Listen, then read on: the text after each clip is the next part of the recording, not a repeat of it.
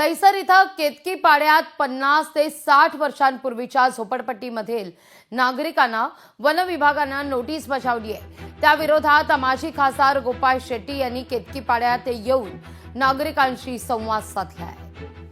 या सगळ्या संदर्भात गोपाळ शेट्टी यांच्याशी संवाद साधला आमचे प्रतिनिधी संदीप गायकवाड यांनी। दहिसरमधील केतकीपाड्यातील नागरिकांचं जनजीवन पूर्णतः विस्कळीत झालेलं आहे। वन विभागाने त्यांना नोटीसी पाठवून दुकान मालकांना दुकानं खाली करण्याचे आदेश देखील दिलेले आहेत। तर माजी खासदार या ठिकाणी गोपाळ शेट्टी आलेले आहेत। सर, काय सांगाल, एकंदरीत काय विषय आहे हा? केतकीपाड्याचा एकूण विषय जर आपण बघायला गेलो तर 1997 ला सुप्रीम कोर्टचा सर्वोच्च न्यायालयाच्या आदेशानुसार जे व्यावसायिक स्वरूपाचे व्यवसाय होते ते त्याच वेळी बंद करण्यात आले।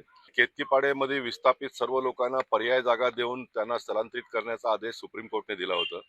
नॅशनल पार्कचा मुद्दा जो होता त्यावेळी कोर्टात लोक गेले होते पॉल्युशनचा हा मुद्दा घेऊन। ज्या व्यवसायाने पॉल्युशन क्रिएट होतो त्या व्यवसायावरती बंदी करण्यात आलेली। या व्यवसायाच्या माध्यमातून कोणत्याही प्रकारचा पॉल्युशन निर्माण होत नसेल किंवा बुद्धिमान लोकांना असं वाटत असेल बाबा ह्या व्यवसायामुळे पण पॉल्युशन निर्माण होतो तर तुम्ही ह्यांना जागा द्या आणि खाली करून घ्या जमीन।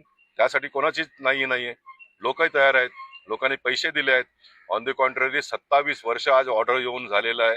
लोकांना हे घर सुद्धा रिपेअरिंग करू शकत नाही, चांगला बनवू शकत नाही। जो मुलगा ऑर्डर आला असताना बाळ जन्माला आला असेल तो आज मोठा होऊन त्याची लग्न होऊन त्याची मुलं झालेत आणि सरकारच्या माध्यमातून यांना घर मिळत नाहीये आणि लोकांना अशा प्रकारचा जीव मुठीत घेऊन जगावं लागतो।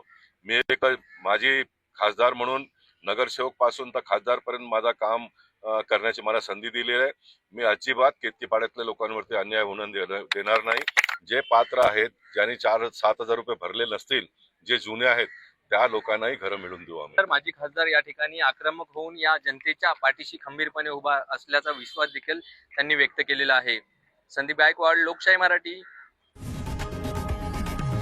लोकशाही मराठी ऐका, पहा, जागरूक रहा।